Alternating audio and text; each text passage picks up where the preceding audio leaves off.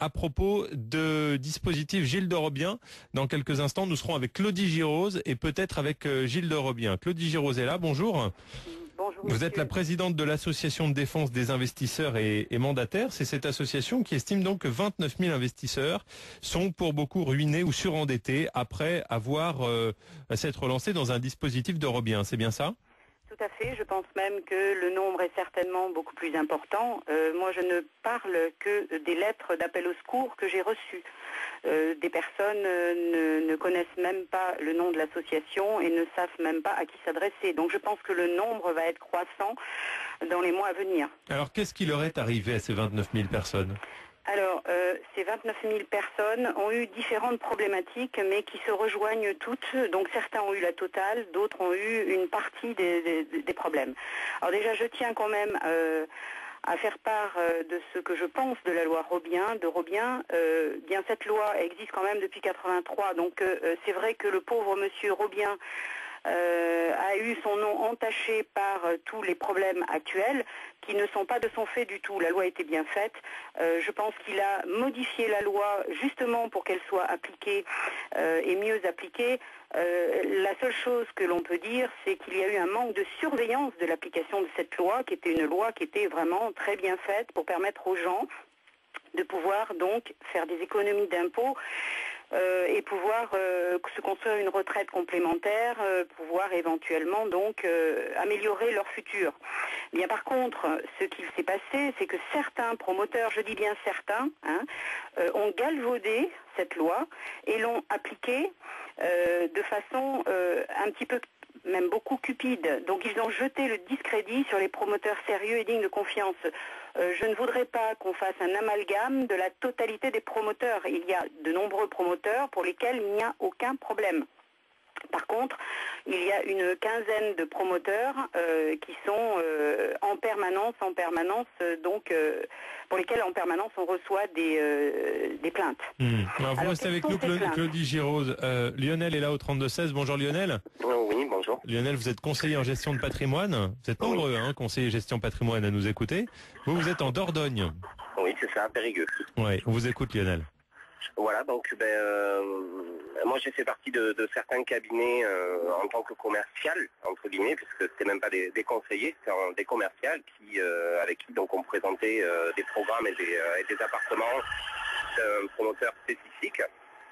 Et donc, en fait, c'est purement aussi des méthodes commerciales au bout d'un moment, c'est-à-dire que les clients achètent des appartements, ils savent que pour 150 ou 200 euros par mois, ils peuvent investir dans le neuf, alors qu'ils n'ont jamais investi dans l'immobilier. Donc pour eux, c'est une première démarche.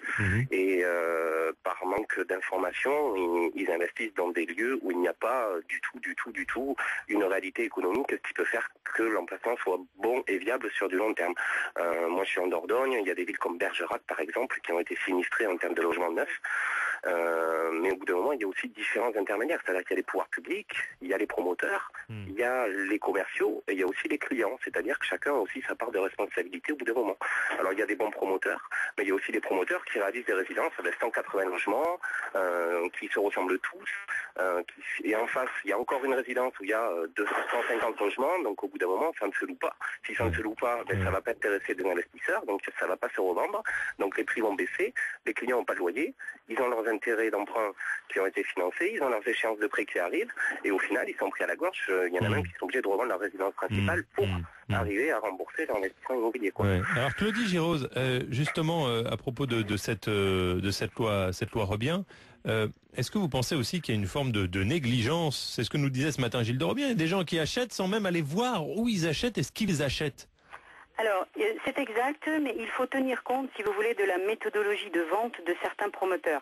Les vrais promoteurs agissent comme des promoteurs, ont des commerciaux qui proposent à la vente un bien. Quand on vous propose à la vente un bien, que faites-vous? Vous allez vous renseigner sur le prix au mètre carré dans la ville, sur le prix même du quartier et sur les possibilités locatives. Or, les promoteurs, je n'ai pas peur de citer leur nom puisqu'ils reviennent de façon récurrente. Vous avez Omnium Finance, vous avez Akeris, vous avez Adomos, vous avez IFB, vous avez Prestige Finance, etc. Bien, je parle de ces promoteurs, je parle d'un promoteur en particulier pour lequel j'ai travaillé, j'ai honte de le dire, mais je le dis quand même. J'ai donc vendu des produits et à la livraison de ces produits, j'ai découvert ce qu'on peut appeler le pot au rose, c'est-à-dire la méthodologie de vente est absolument fantastique. Elle est très bien faite, mais au détriment de l'investisseur. Par exemple, c'est quoi la mécanique dans laquelle il ne faut pas tomber? La mécanique, c'est qu'en fait, vous ne proposez pas un bien, pas du tout. Vous proposez une économie d'impôts. Et évidemment, les personnes qui payent même très peu d'impôts se disent le peu, je vais l'économiser. La cerise sur le gâteau, c'est qu'il n'y a aucun apport personnel à faire, ni en termes d'hypothèque, ni en termes de frais bancaires. Donc la personne se dit, j'achète en fait une économie d'impôt. Cette économie d'impôt va me permettre d'agrandir quelque peu mes économies, de les faire fructifier et dans 9 ans, de doubler peut-être la mise, ou alors de conserver le bien qui est vraiment présenté comme subsidiaire à l'autre bout de la planète et de pouvoir donc faire face à une retraite qui paraît diminuer d'année en année. Donc, si vous voulez, cette personne a affaire à des vendeurs qui ne sont pas des vendeurs d'immobilier, qui sont des vendeurs de tout et de rien, c'est-à-dire qu'en fait, ces vendeurs, et j'en ai fait partie, on leur a mis dans la tête une méthodologie de vente qui consiste à ne parler du bien que de façon très subsidiaire. C'est un support immobilier pour pouvoir défiscaliser. Et en plus, il vous est implanté aussi dans le cerveau que ce soit de toute façon à Lille, à Bordeaux, à Marseille ou dans le Larzac, c'est le montant de l'achat du bien qui va être calculé pour défiscaliser votre impôt, ce qui est complètement exact.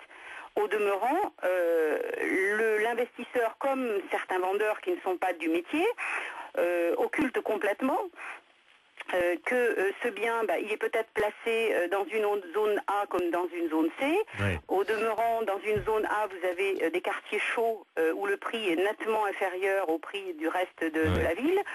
Et puis en zone C, où vous vous retrouvez dans des lieux où il n'y a aucun locataire possible. Donc vous avez beaucoup de malfaçons. Vous avez certaines résidences classées HLM.